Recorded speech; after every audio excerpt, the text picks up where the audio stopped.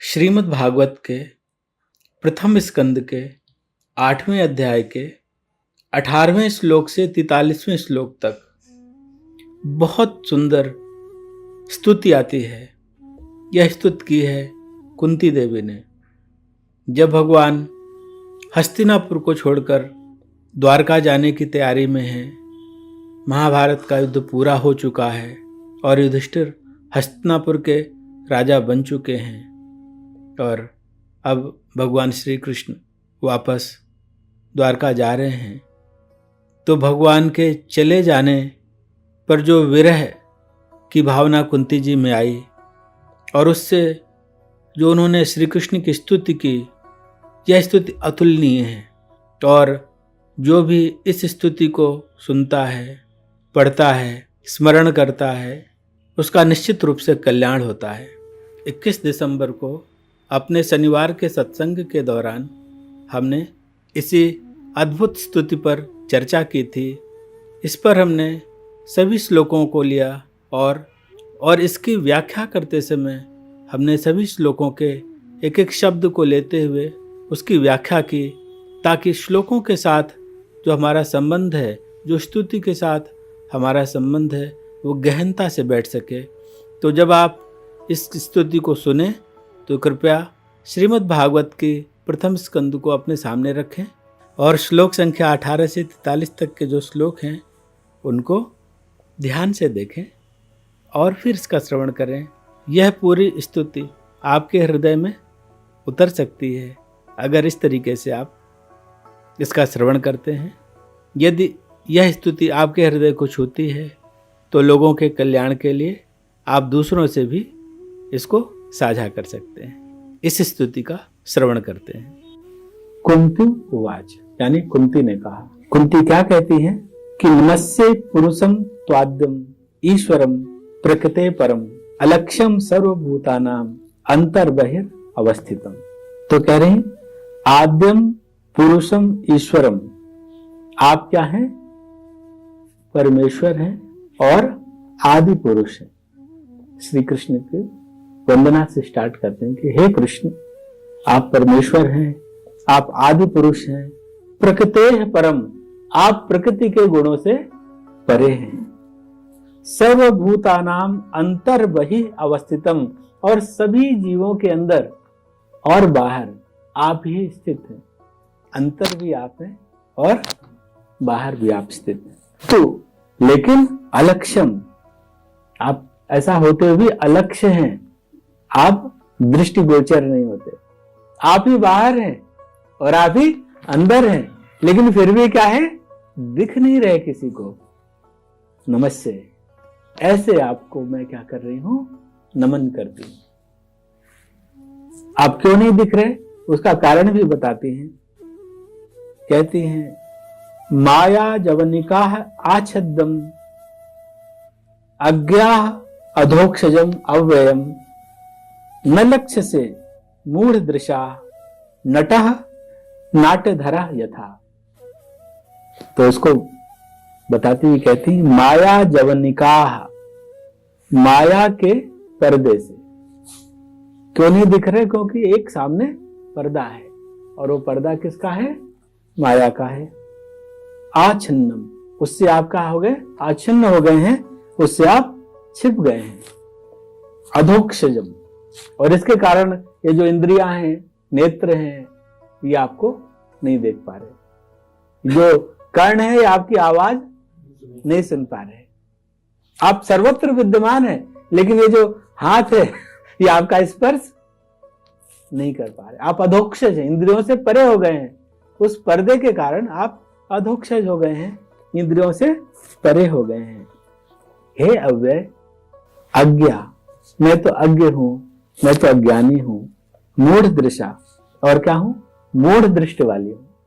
मैं तो जैसे सब अज्ञ हैं, मोहित हो चुके हैं। मूढ़ का मतलब मोहित हो जाना। जैसे सब मोहित हैं, नहीं देख पा रहे, आप सर्वत्र हैं, ऐसे मैं भी न लक्ष्य से, इसलिए आप मुझे अपने उस रूप में परमेश्वर के रूप में लक्षित नहीं हो रहे हैं। मैं आपको क्या मान रही हूं? क्या कहते थे श्री कृष्ण कुंती को? क्या संबंध बोलते थे? बुआ बोलते थे। तो बुआ के क्या हुए? वो भतीजे। तो मैं आपको उसी दृष्टि से, भतीजे की दृष्टि से देख पा रही हूं। मैं लक्ष्य से आपके इस परमेश्वर रूप को नहीं जान पा रही हूं। क्यों नहीं जान पा रही हूं?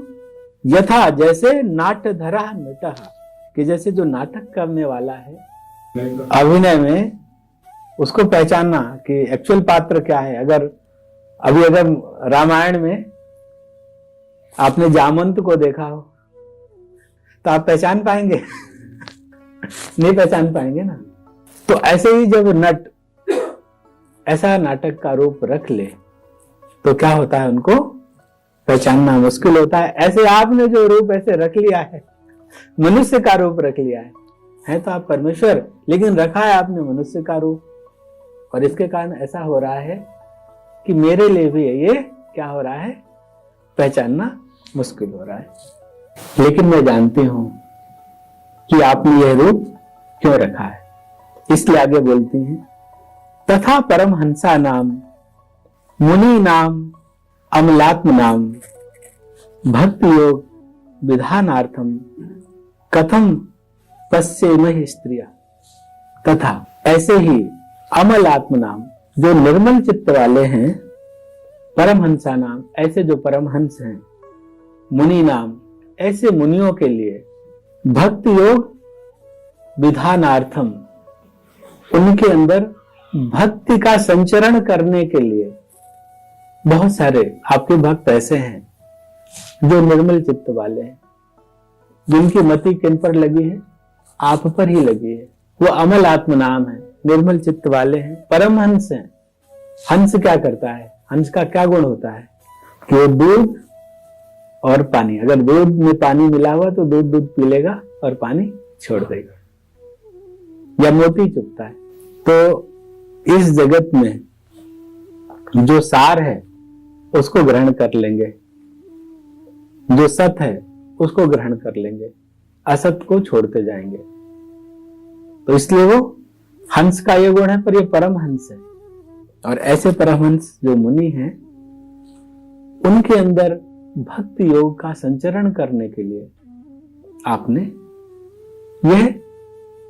यह रूप रखा हुआ है।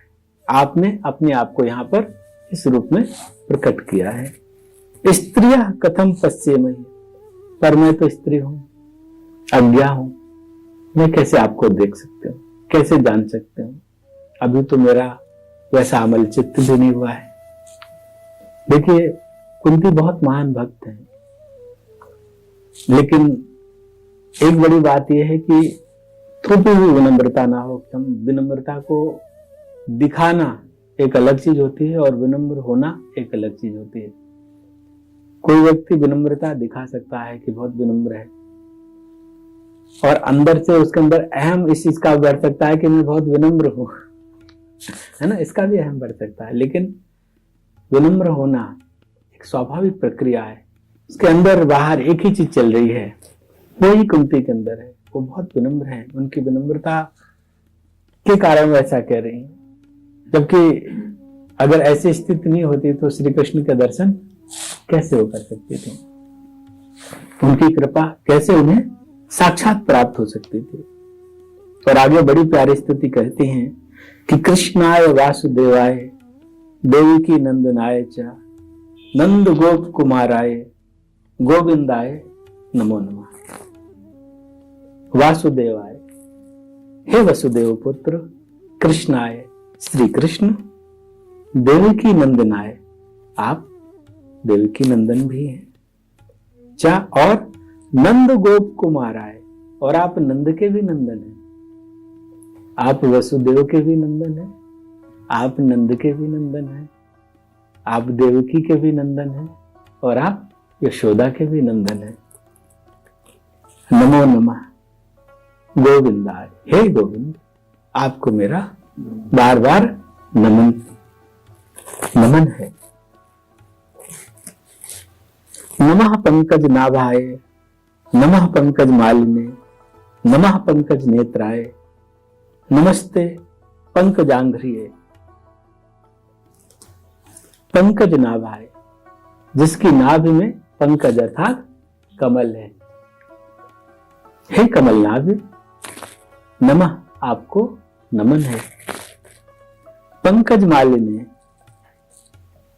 पंकज की माला, पंकज मालिनी मतलब जिसने पंकज की माला, कमल की माला को धारण किया हुआ है। हे कमल मालाधारी, आपको नमन है।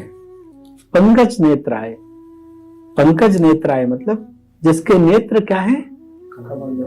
हाँ, कमल के जैसे अगर बोलेंगे तो उपमा हो जाएगी, तो इंग्लिश में क्या बोलते हैं? सिमिली, है ना? हाँ, पर ये मेटाफर है, ये रूपक है। यहां क्या कह रहे हैं? पंकज नेत्राय, पंकज ही नेत्र, कमल नेत्र, कमल लोचन।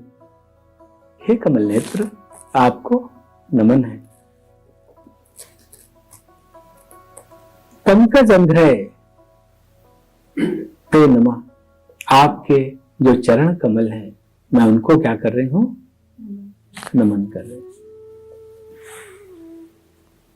और भगवान की तुलना के लिए कमल से खूबसूरत कुछ मिलता नहीं, इसलिए कमल से ही इस जगत में जो सबसे सुंदर उपलब्ध है उसी से तो तुलना करी जाएगी। आगे कुंती देवी कहती हैं, यथा हृषिकेश खलेन देवकी कंचेन रुद्धा तिचिरम सुचार्पिता विमोचिताहम ससहात्मजा विभो त्वयि एव नाथेन मुहु विपद गणात।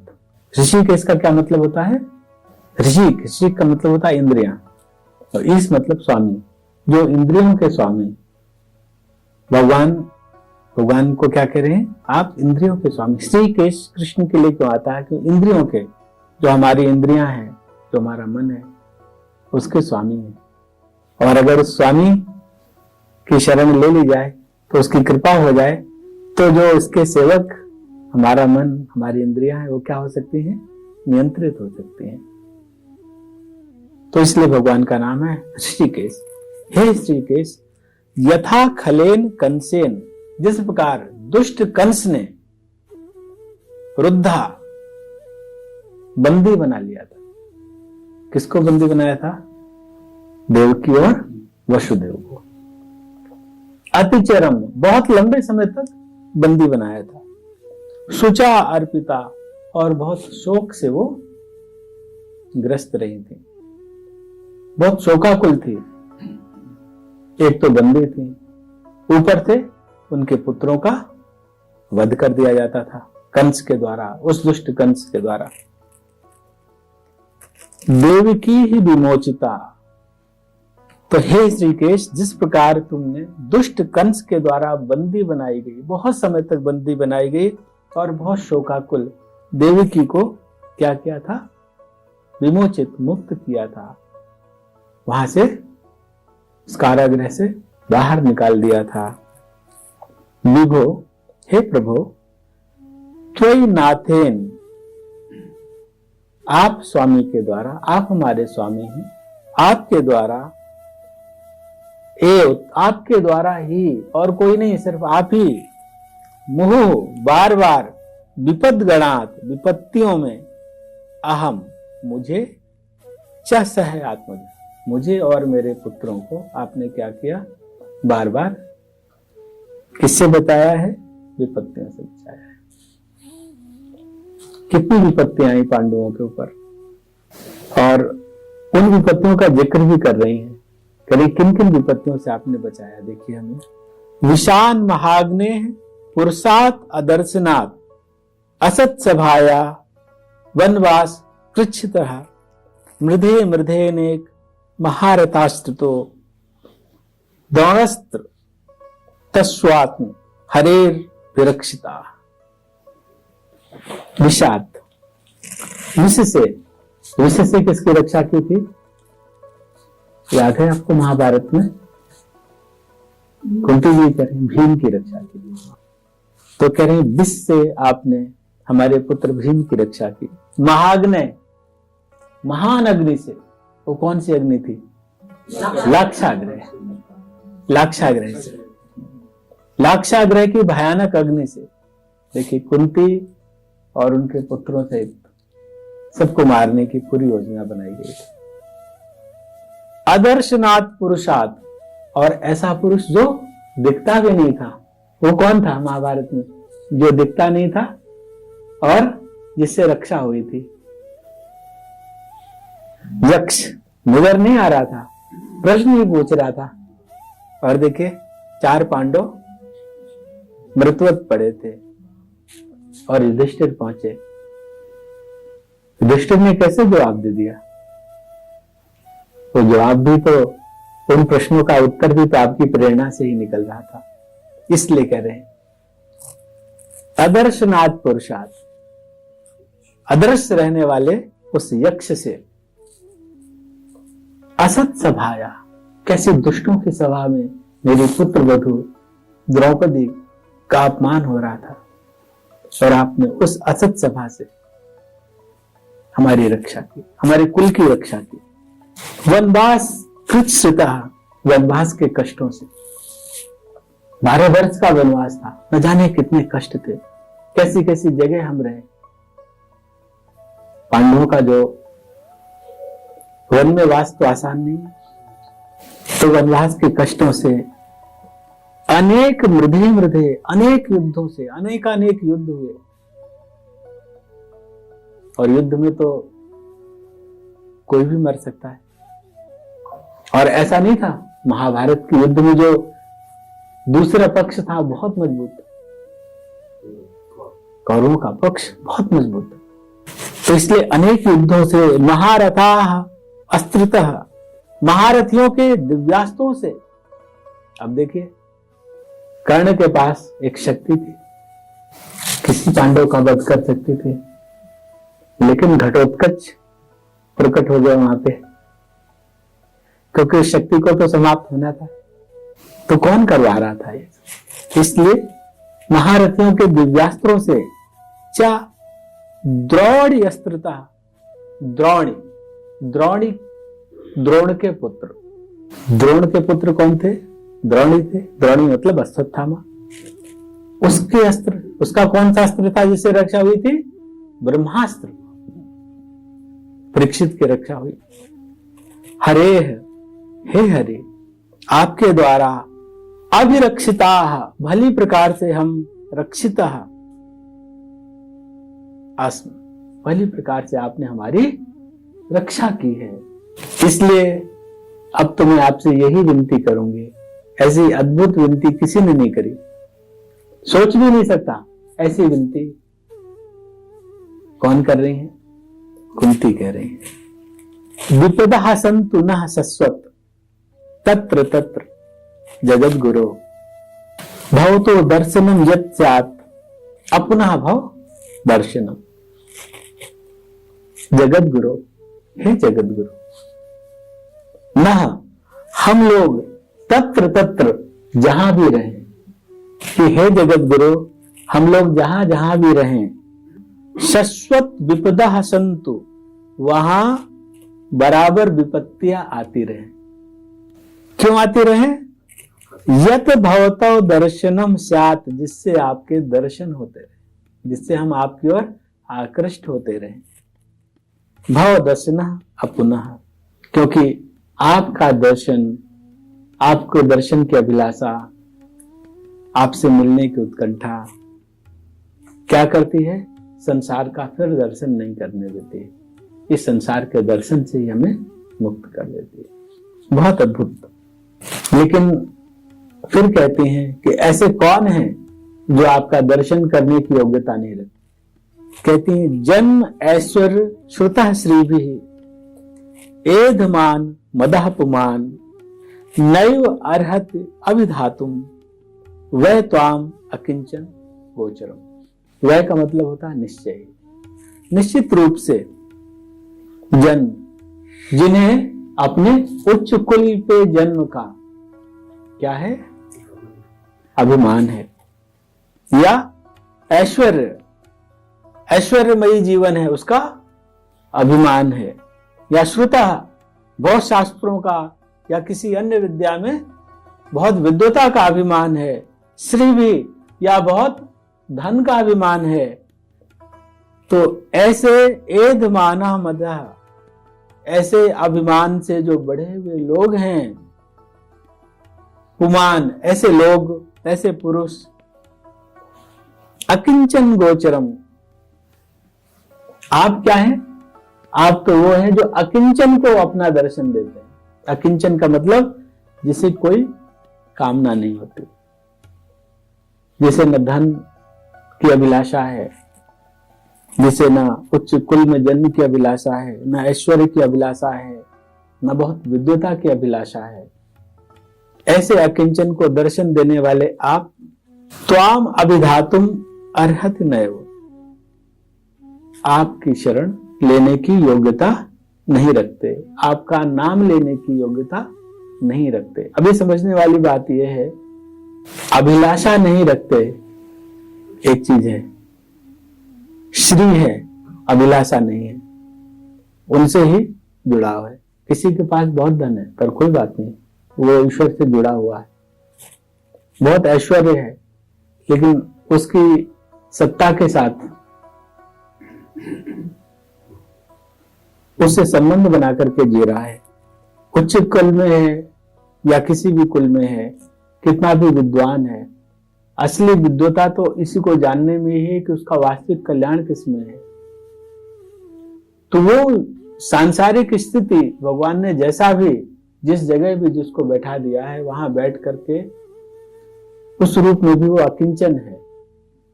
वो सिर्फ किसको चाह रहा है? सिर्फ उस परमात्मा को, उस परमेश्वर के साथ अपने संबंध को देख करके कार्य कर रहा है। तो वो सब अकिंचन है। और जो उससे विमुख होकर के और इस अभिमान पे कि आज मेरे पास इतना है, कल और बढ़ जाएगा, परसों और ज्यादा बढ़ जाएगा, इसी दौड़ में अपना जीवन निकाले दे रहा है। आज मुझे यह समझ है, आज मैंने पीएचडी कर ली है एक चीज में, कल और एक और कर लेता हूं, है ना। और वो उसका अभिमान बढ़ने का कारण हो रहा हो। बहुत सारी चीजें लोग अपने अहम को बढ़ाने के लिए करते हैं, तो वो फिर वो अहम क्या करता है? जैसे कबीरदास जी बहुत प्यारी बात कहते हैं ना, जब मैं था तब हरि नहीं, जब हरि है मैं नहीं। दो चीजें नहीं हो सकती। अगर अहम रहेगा तो हरि नजर नहीं आएगा, क्योंकि फिर संसार और करीब से नजर आना शुरू हो जाता है। इसलिए आगे कुंती देवी कहती हैं कि नमो किंचन वित्ताय निवृत गुण प्रत्यय आत्मा रामाय शांताय कैवल्य पतिये नमः। कहती आप अकिंचन वित्ताय, जो अकिंचन है उनका धन है आप, जिन्हें कुछ नहीं चाहिए, इस संसार को सिर्फ आपको ही चाहिए। एक सांसारिक धन के पीछे घूम रहा है और एक आपको धन समझ करके घूम रहा है। तो आप क्या हैं? आप अकिंचन के धन हैं। नमः, आपको नमस्कार है। गुण वृत्ते निवृत्त, ये जो त्रिगुणमयी माया है आपकी, सत रज तम, इसके हिसाब से लोग इन गुणों के अनुसार इससे प्रभावित होकर सारे कर्म कर रहे हैं। आप तो इससे परे हैं, आत्मा रामाय, और आप अपने में ही रमण करने वाले हैं। लोग बाहर सुख की खोज करते हैं और आप क्या है? आप अपने अंतः में ही रमण करते हैं। शांताय, आपका स्वरूप परम शांत है। कैवल्य पते, आप ही मोक्ष के स्वामी हैं। नमः, आपको नमन है, आपको नमस्कार है। मन्ये त्वाम कालमीशान अनादि निधनम विभुम समम चरंतम सर्वत्र भूतानाम यन्मथा कलेह। मन्ये त्वाम, मैं मानती हूं। आपको क्या मानती हूं? अनादि निधनम, अनादि आपको मानती हूं, अनंत मानती हूं, विभुम सर्वव्यापक मानती हूं, ईशानम आपको सर्वनियंता मानती हूं, सब आपसे ही नियंत्रित है। कालम, मैं आपको काल मानती हूं।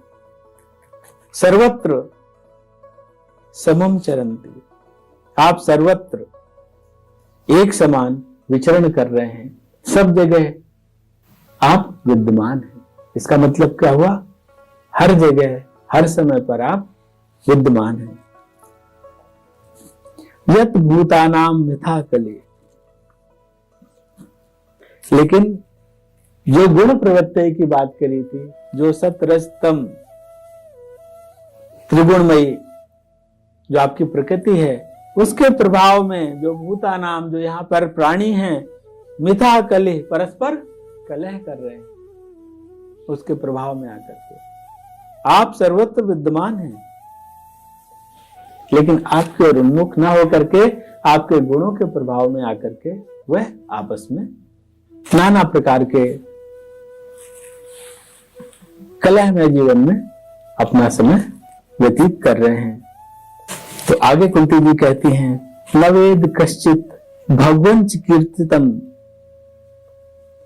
तवेह मानस नृणाम विडंबनम, नयस्य कश्चित दैतोस्त करहिचित द्वेषस्य यस्मिन विस्मामत्र नृणाम। भगवान, हे भगवान, नृणाम विडंबनम एह मानस्य, आप मनुष्यों के समान लीला कर रहे हैं। तो चिकीर्षित, आपने अपनी इच्छा से ऐसा किया। कश्चित न वेद, और इसे लोग जानते नहीं हैं। यस कश्चित प्रिय दैतः न, यस कश्चित दैतः न, आपका तो कोई भी ऐसा नहीं जो आपको बहुत प्रिय हो। न करिचित द्वेषः, और न ही कोई ऐसा है जो आपके लिए अप्रिय है। ऐसा कोई नहीं है जो आपके लिए प्रिय है, ऐसा कोई नहीं है जो आपके लिए अप्रिय है। यस्मिन् नृणाम मतिः विस्मा, लेकिन मनुष्यों की जो मति है वो विषम हो रखी है। अब देखिए, आप ही सर्वत्र हैं, आप ही अंदर हैं, आप ही बाहर हैं, और आप क्या हैं? आपका ही अंश जीव है। आप मनुष्य रूप में आए, इस रूप में आकर के आपने जितनी भी लीलाएं की, इसमें कोई भी आपका प्रिय नहीं है, कोई भी आपके लिए अप्रिय नहीं है। जिसे मारा वो भी आपका अप्रिय नहीं है।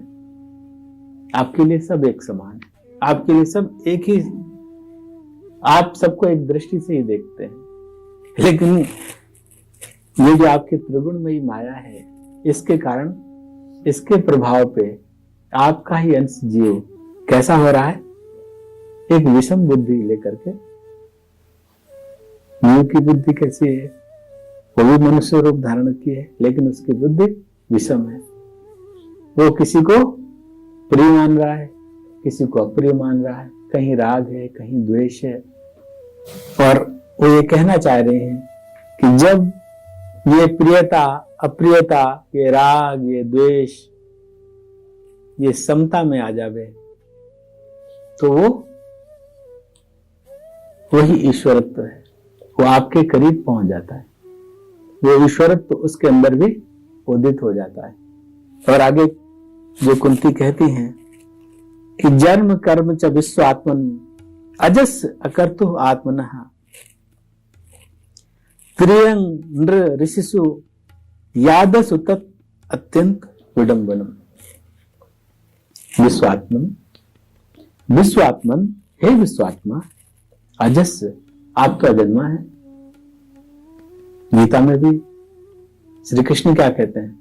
मैं अज हूं, अजन्मा हूं। अकर्ता हूं, आप अकर्ता है। गीता जी में भी श्री कृष्ण क्या कहते हैं? मैं यह सब करता हुआ भी क्या हूं? अकर्ता हूं। और ये भी कहते हैं कि मैं अकर्ता हूं। और अगर तुम्हें कर्म बंधन से मुक्त होना है हे अर्जुन, तो तुम्हें भी क्या करना होगा? अकर्ता बनना होगा। और वो कैसे होगे?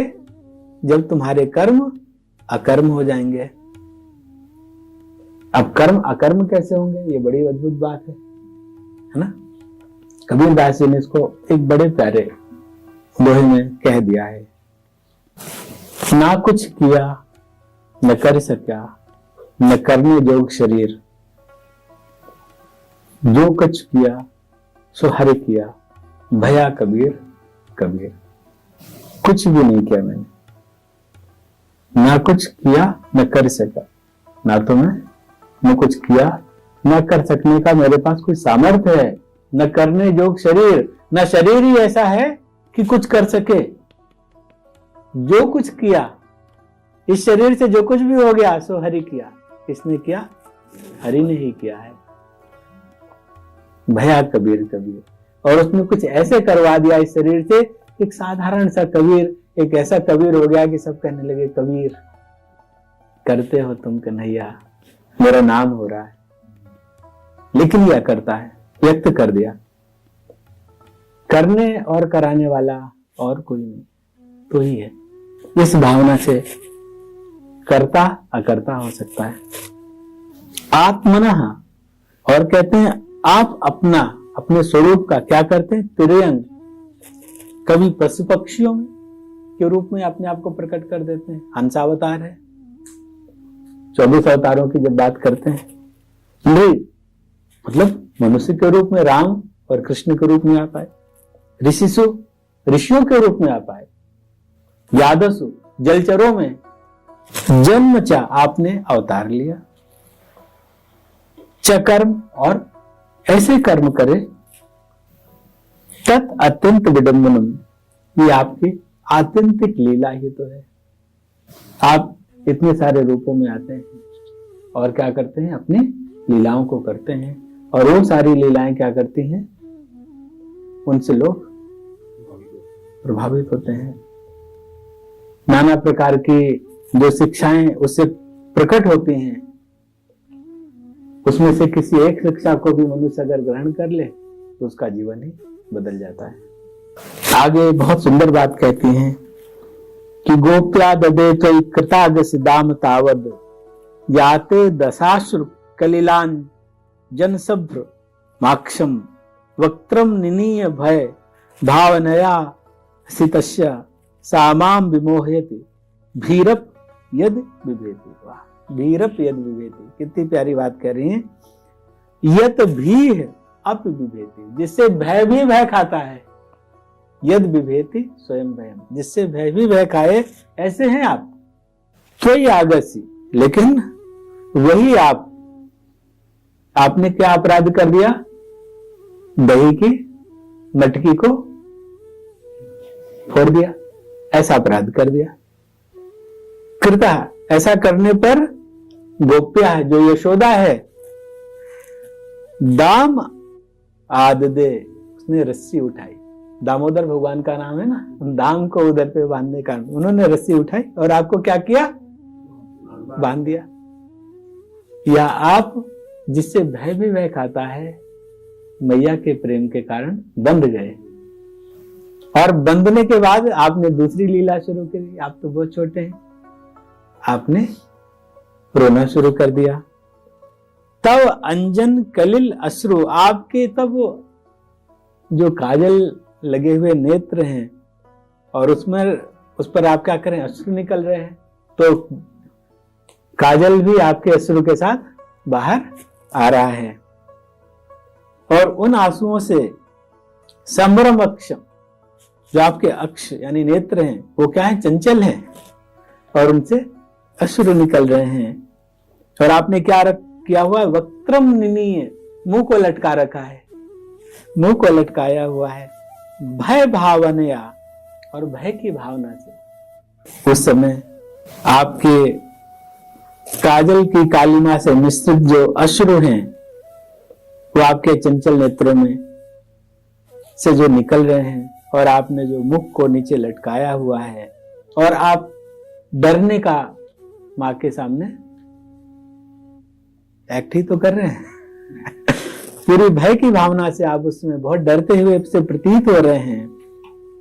तो स्थित, ऐसी डर की जो आपकी स्थिति है, ते याद सा, तो उस समय जो आपकी जो अवस्था हुई थी, सा माम विमोहियत, वह मुझे बहुत मोह में डाल देती है कि किस तरीके से आप, जिसे भय भी भय खा रहा है, वो अपनी माँ जो परम भक्ता है उनको आनंद देने के लिए रस्सी से बंधते भी हैं, फिर रोते भी हैं, डरते भी हैं।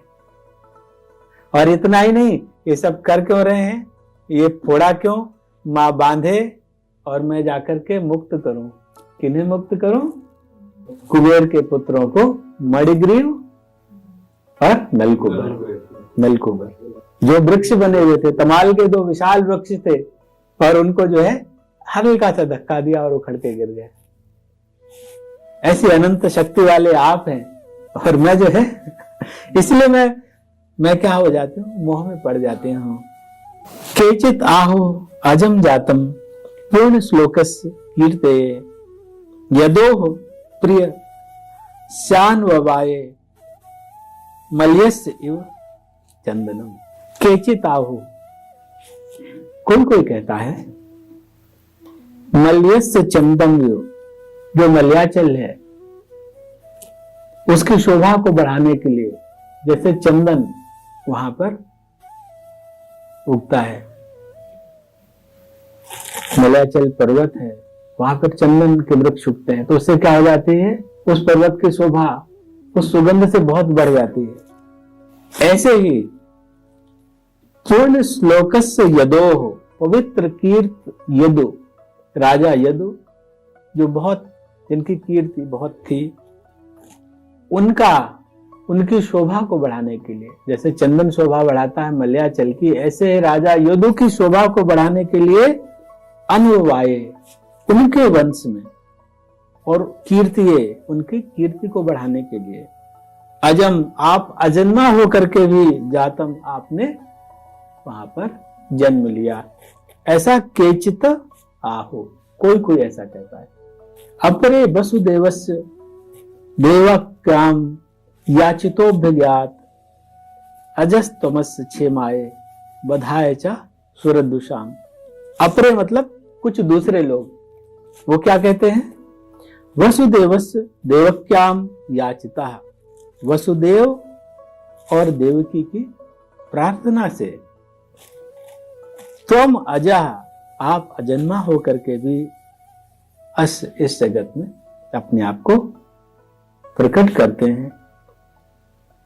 किसके लिए? क्षेमाए, कल्याण के लिए, अपने भक्तों के कल्याण के लिए। सुरदुषाम बधाए, और जो असुर हैं उनके, जो सुर से द्वेष रखते हैं वो सुरदुषाम हो गए, यानी असुर हो गए, उनके वध के लिए अभ्यगात, अपने आप को आप यहाँ पर अवतीर्ण करते हैं, प्रकट करते हैं, आप अवतार लेते हैं। जैसे भगवान भी यही कहते हैं, यदा यदा हि धर्मस्य ग्लानिर्भवतु भारत अभ्युत्थानम् अधर्मस्य तदात्मानं सृजाम्यहम् परित्राणाय साधूनां विनाशाय च दुष्कृतां धर्म संस्थापनार्थाय संभवामि युगे युगे। फिर आगे कहती हैं कुंती देवी, भारावतारणा यान्ये भुवो नाव इवो दधौ सीदंत्या भूरि भारेण जातो ह्यात्म भुवार्थिता। फिर यहां पे अन्य आता, अन्य का मतलब कोई दूसरे ये कहते हैं कि उदधौ भूरि भारेण सीदंत्या नाव इव भुआ। ये समझने वाली बात है कि जिस तरीके से समुद्र में नौका डगमगाती है, ऐसे ही दैत्यों के भार से जो पृथ्वी है सीदंत्या बहुत कष्ट पा रही थी और डगमगा रही थी। ऐसे ऐसे लोग इस धरा पर आ चुके थे, उनके अभिमान का, उनके दुष्कर्मों का भार इतना बढ़ चुका था कि उससे धरती क्या हो रही थी, डगमगा रही थी। जैसे समुद्र में नौका डगमगाती है, तो फिर इस भार को हटाना था, जो भार अब धरती नहीं उठा पा रही थी, भारा अवतारणाय, उस भार को उतारने के लिए ही आपने आत्मभुआ, आत्मभुआ जो स्वयं प्रकट, आत्मभू कहते हैं ब्रह्मा जी के लिए, तो आत्मभुआ स्वयंभू ब्रह्मा जी के द्वारा अर्थितः प्रार्थित होकर के जाता आप प्रकट हुए। कुछ कुछ लोग ऐसा कहते हैं, भवेस्मिन् क्लिश्यमाना नाम अविद्या काम कर्म भी श्रवण स्मरण अर्हानि करिष्यन् इति केचन। फिर कहते हैं केचन, कोई कोई इस तरीके से कह रहे हैं, क्या कह रहे हैं, अस्मिन् भवे अविद्या, अस्मिन् मतलब इस, भवे मतलब इस संसार में, अविद्या, अविद्या के कारण, काम और कामनाओं के कारण, कर्म भी, और अपने कर्मों के द्वारा जिसके कारण वो बंध गए, क्लिश्यमाना नाम, क्लेश को पाते हुए, कष्ट को पाते हुए इस संसार में ये लोग हैं, वो क्यों आ गए, अविद्या के कारण आ गए, अज्ञान के कारण उन्होंने ऐसी कामनाएं करी, ऐसे कर्म किए, वो तो बंध गए हैं, मुक्त कैसे हो, यहां से निकले कैसे हैं? उनके कल्याण के लिए श्रवण स्मरण अर्हानि, कि वो कुछ ऐसा भी श्रवण करें, कुछ ऐसा स्मरण करें ताकि इस बंधन से वो मुक्त हो सकें। करिष्यन इति, आप ऐसा अवतार इसलिए लेते हैं कि लोग क्या कर सके, आपके नाम रूप गुण लीला इत्यादि का क्या कर सके, श्रवण कर सके, चिंतन कर सके, और अपनी अविद्याजन्य अज्ञानजन्य कामनाओं के द्वारा किए गए कर्मों से जो बंध गए हैं वो बंधन से मुक्त हो सके। आगे कुंती देवी कहती हैं कि श्रवन्ति गायन्ति ग्रंथ अभीक्षण सह स्मरन्ति नंदन्ति तवे हितम जनाः ताएव पश्यन्ति अचिरेण तावकम भवा प्रवाहो परमम पदाम्बुजम। तब ईहितम, आपकी लीलाओं को जनाः अभीक्षण सह, जो लोग, अब आप आ गए, आपने लीलाएं कर ली, किस लिए करी, कि लोग क्या हो सके, इस बंधन से मुक्त हो सके। अब जो लोग समझदार हैं, जो समझ सकते हैं, वो लोग अभीक्षण सह श्रवन्ति गायन्ति गणन्ति, अगर आपकी इन लीलाओं को, आपके नाम का जो लोग बराबर सुनते हैं, गाते हैं और गणन्ति कीर्तन करते हैं, स्मरन्ति स्मरण करते हैं, नंदन्ति उसमें आनंदित होते हैं, तएव वे ही अचिरेण, अब देर न लगेगी, शीघ्र ही भव प्रवाह उपरमम, इस जो संसार का चक्र है, जन्म मरण का उपराम, उससे वो बाहर निकल सकते हैं। तावकम पदाम्बुजम पश्यन्ति, और वे आपके चरण कमलों के दर्शन को प्राप्त कर सकते हैं। अप्यद्नस्तम स्वकृते हि प्रभो जिहाससि सुहृदा अनुजीवनः येषां न चान्यत् भवतः पदाम्बुजात् परायणम राजसु योजितान हसाम।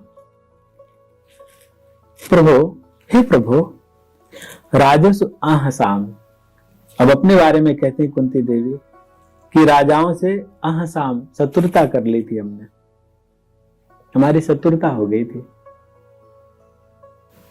क्या मिल गया था? दिल्ली जो जगह है इंद्रप्रस्थ, पहले क्या थी? खांडवप्रस्थ थी। हस्तिनापुर में तो सारा ऐश्वर्य था, ये बिल्कुल खंडहर, खांडवप्रस्थ को पांडवों को दे दिया गया और उन्होंने इसे इंद्रप्रस्थ बना दिया। अब अगर आपके कंपटीशन में कोई आना शुरू होगा तो ईर्ष्या स्वाभाविक है। तो फिर से दुर्योधन इत्यादि को बहुत भयंकर ईर्ष्या हुई, और वो क्या हो गए, शत्रु बन गए। तो राजाओं से क्या हो गई, शत्रुता हो गई। योजिता, उनसे शत्रुता कर लेने वाले ना हम लोगों को, ये शाम जिनका भवता पदाम्बुजात पद अंबुजात, आपके चरण कमलों से अन्यत परायणम ना, आपके चरण कमलों के अतिरिक्त हमारा और कोई दूसरा आश्रय नहीं है। राजाओं से तो हमारी शत्रुता थी, लेकिन हमारा आश्रय सिर्फ कहां पर था शरद जी,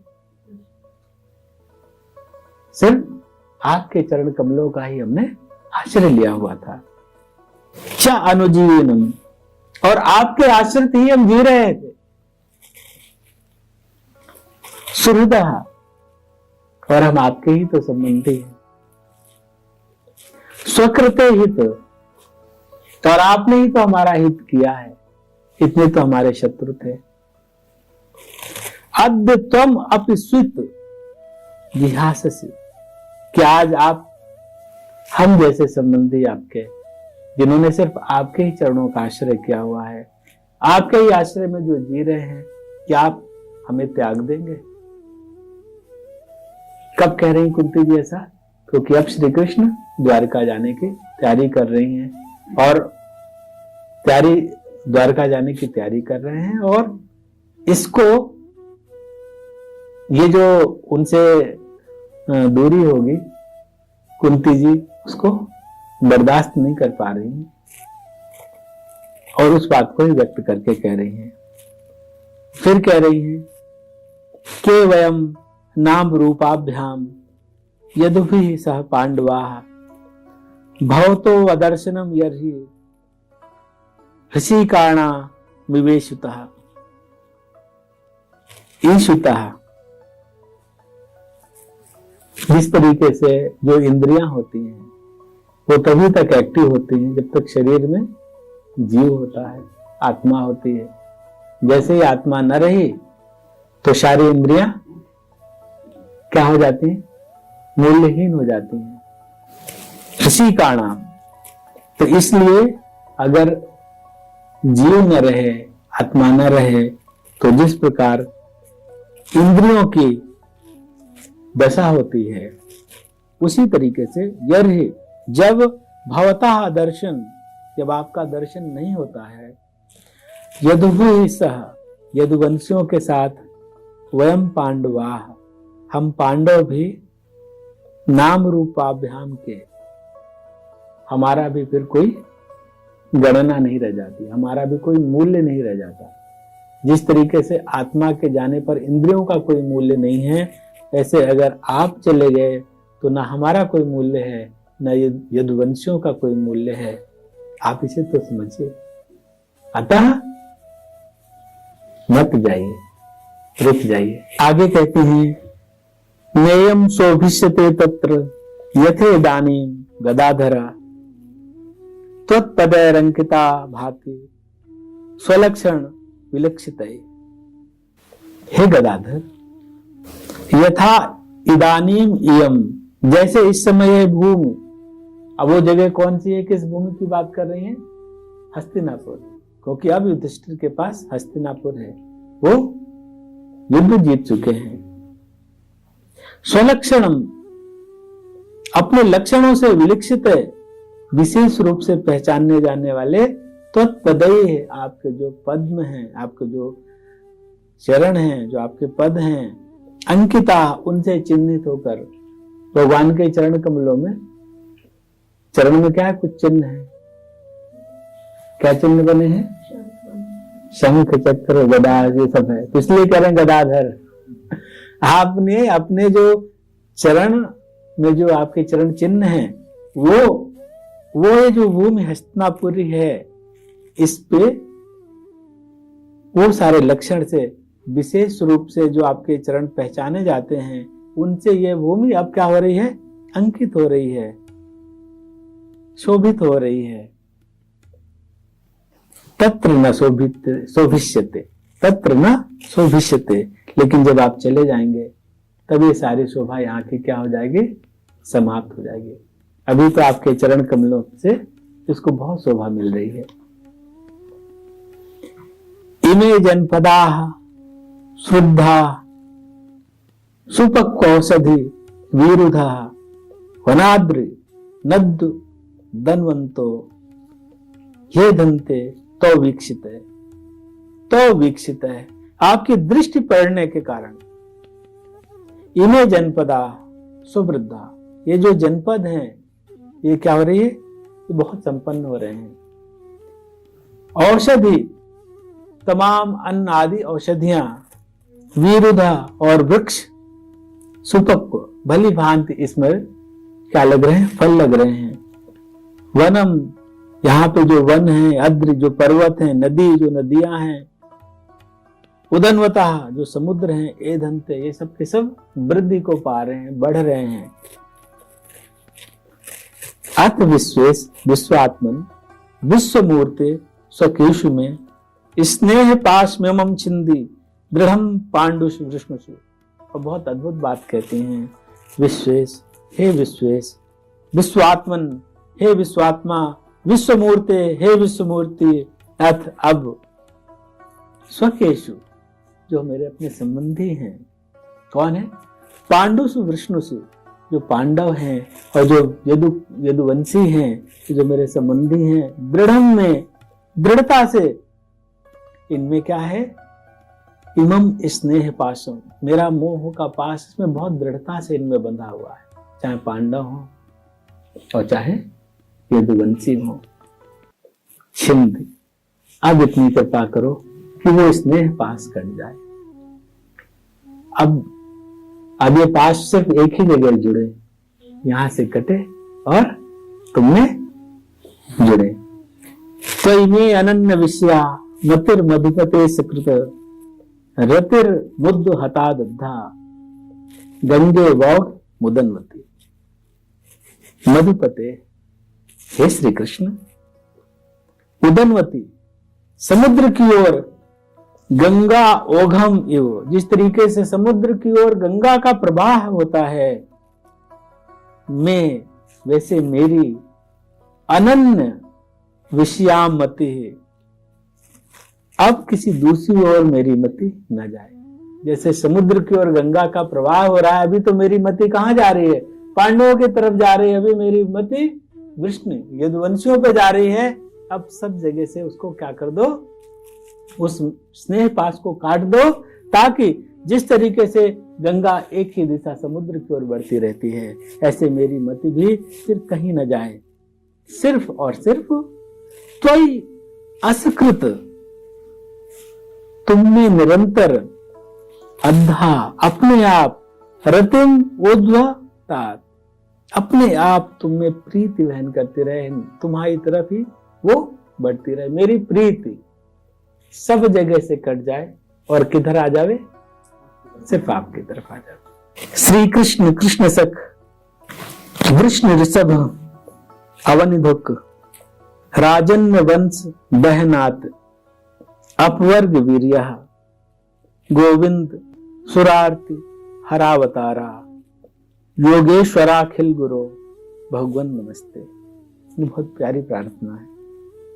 कहते हैं श्री कृष्ण, हे श्री कृष्ण, कृष्ण सख, हे अर्जुन के सखा, वृष्ण ऋषभ, हे वृष्ण वंश श्रोमणी, अवनिधुक, हे पृथ्वी के रक्षक, राजन वंश दहनात, राजन्य वंश दहनात, और जो दुष्ट राजा थे उन राजाओं के वंश के लिए अग्नि स्वरूप, अपवर्ग, हे अपवर्ग, अपवर्ग कहते हैं मोक्ष को, हे मोक्ष को प्रदान करने वाले, हे मुक्ति के दाता, वीर, आप तो बहुत पराक्रमशील हैं।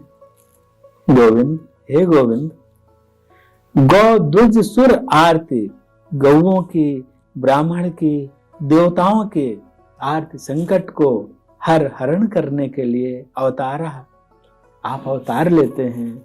योगेश्वर, हे योगेश्वर कृष्ण, अखिल गुरु, हे सब चराचर के गुरु भगवान, हे भगवान ते नमः, मैं आपको नमस्कार करती हूं।